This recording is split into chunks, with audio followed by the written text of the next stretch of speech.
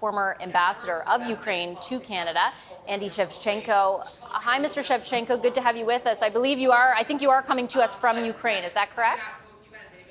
Yes, Vash, I'm in Kyiv, and it's a great pleasure to be on your program.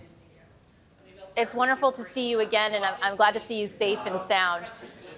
From your perspective, in Ukraine right now, how important is it that Canada continue to support your country? It's very important, and this visit has been much anticipated on the Ukrainian side.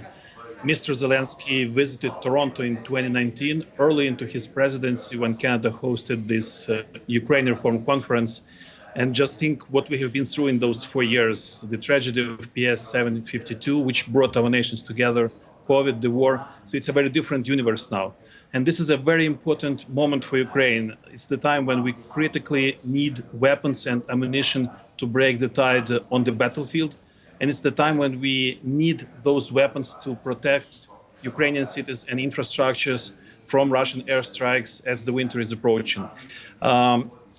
It's time to wholeheartedly thank Canada and other partners for support, but also it's time to shift to long-term priorities and reshape the international coalition that we, with Canada, have created.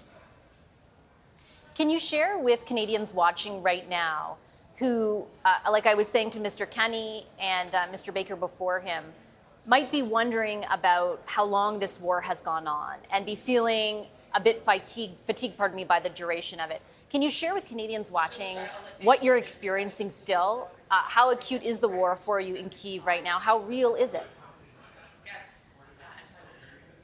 It's very real. It's everyday reality for each of us. My whole family has been with me from day one. My wife, my 2 daughters, and we have to navigate our lives here in Kyiv every day between the airstrike, sirens, and so on. And each of us has relatives or friends at the battlefield right now. I think it's very important to understand that we are not just in a position to stop the war or to end the war. And it's not just about the borders. We need to win this war to make sure that we'll have a good, sustainable peace. And I would expect President Zelenskyy to address this in his speech in the parliament. What are your thoughts, Mr. Shevchenko, on, we've been talking also about how President Zelenskyy, is coming to Canada from a visit to the United States, where there are very vocal voices politically who are concerned about keeping this level of support, or the level in the U.S., for example, that level of support sustained. What would you say to them?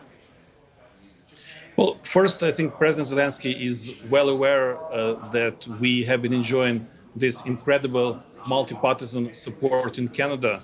It's something which makes the situation very different from many other nations. And we are very thankful to you for that.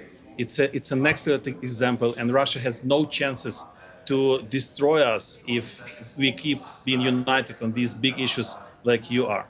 Second, I think he would like to talk about very practical things, how we can work together in the future. We must switch to long-term defense planning. We must talk about joint work on future force design for Ukraine. We must work together on capabilities coalition.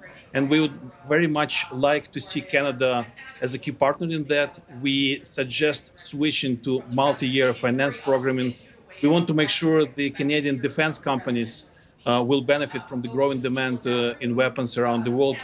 And we want to work together on cost-efficient and sustainable security guarantees for the future. So I would expect President Zelenskyy to be thankful, but also to talk about very practical things.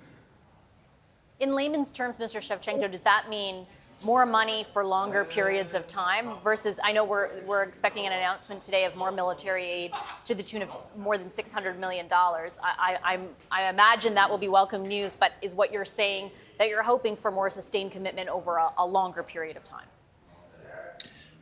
Yes, but I think it's very important to look at the broader context.